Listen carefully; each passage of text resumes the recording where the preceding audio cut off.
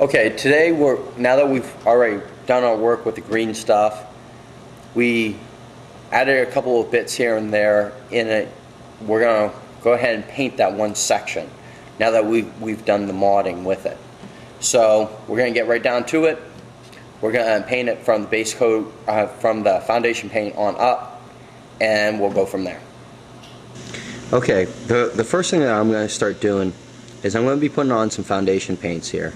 Now the thing is, because this is very porous, I really want to kind of make sure that I get inside as much as possible, because we really want to cover up the green, but at the same time I really don't want to get over to the areas I've actually already painted. Now I'm going to be doing this in two stages more or less, because I'm going to have two different areas of coloration here.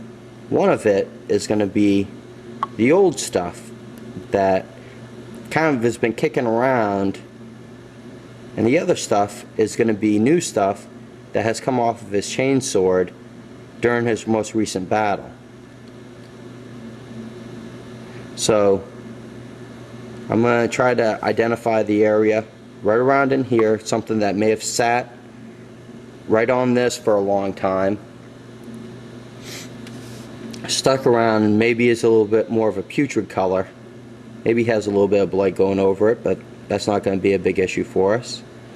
And then afterwards we'll go ahead and take this, and you'll see the second part as we get to it, but for now I'm identifying the putrid area. So this is going to be our old remnants right here. Now that we've identified the putrid area, the rest of the areas I'm going to have as the gore areas.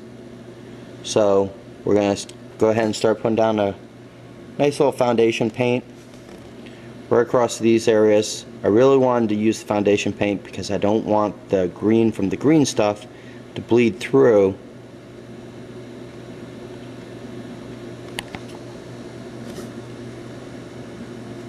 So I'm going to put down a layer, we'll take a look at it, and we'll go from here. Okay, now as you can see, I left a little area here where I can do a putrid area, and also since he's been going into battle, you can see two fresh faces in there. There's plenty of nice gore going down there, and now that we have the foundations, I have everything highlighted. Basically draws my attention to what I need to paint. Made sure to get most of the green stuff. You'll notice that there's a little bit of green stuff left right here, right over one of the skulls.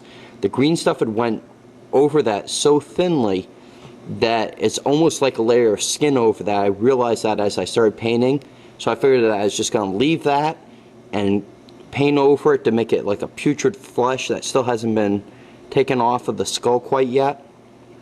And I have a little trail that I want to have blood running over the putrid area, maybe even have a little bit of putrid coming down with it. So I went ahead and kind of left that idea there, something that I can play with as I put down my first coat, and we're going to go from here. But as you can see, I have the foundations down. It kind of really hides the green stuff as much as what I need it to, and here we go.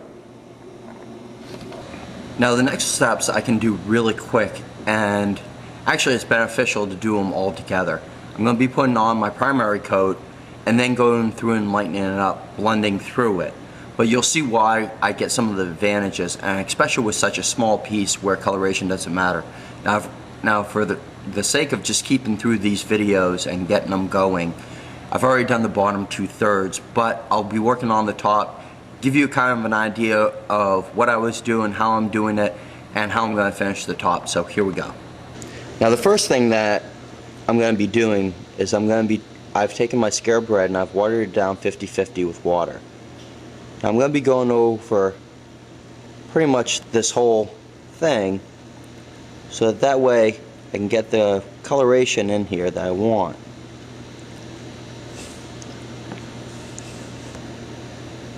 Now with this scarab red still on here, what I'm going to do is I'm going to go right into my red gore and get just a dab on there. It's going to add just a very lighter shade A little bit less brown in there, a little bit more red. And I'm going to go over this thing. I'm not going to quite go as deep with this. The areas that are fully colored or fully flat, I'm going to get most of it. Now what I'm going to do is just wipe off my brush real quick. I'm going to go right to the red gore. That way it's a straight color. Now pretty much if I was doing something like a huge tank, doing this type of dry brushing would be a little bit harder to do, rather doing this type of blending technique would be a little bit harder because things would be drying much quicker and I'd have such a large area to cover. Now with my red gore, I've now watered it down a little bit more, got a little bit of red gore, have a little bit of my blood red on here.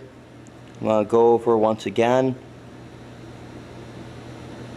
And you notice the mixture is quite a bit lighter.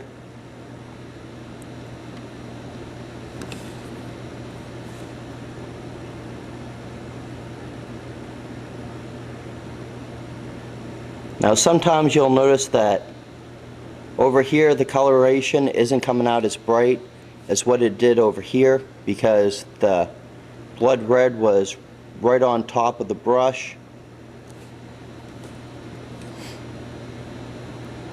That's alright. I'm going to put a little bit more red on top.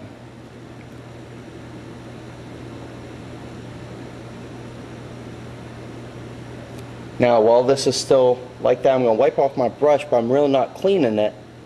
I'm going to take a little bit of red ink. I'm going to just trace along the tops here. I really don't need the red ink to go into the recesses. I just really want to highlight the color red. Get a little bit of pigment going in this. Now, at any time if I think that my coloration is too light, then what I can do is I can mix 50-50 water with the red gore and go over that area and I'll darken it up a little bit. Spread it out, coat it on there.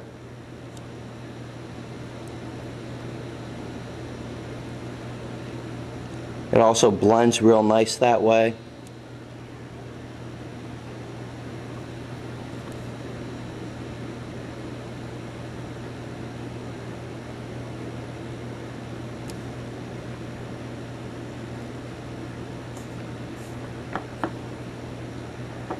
Now with the exception of the area that I have to touch up on the head right here and a little bit of paint that I got up here, now we have the green stuff area all done.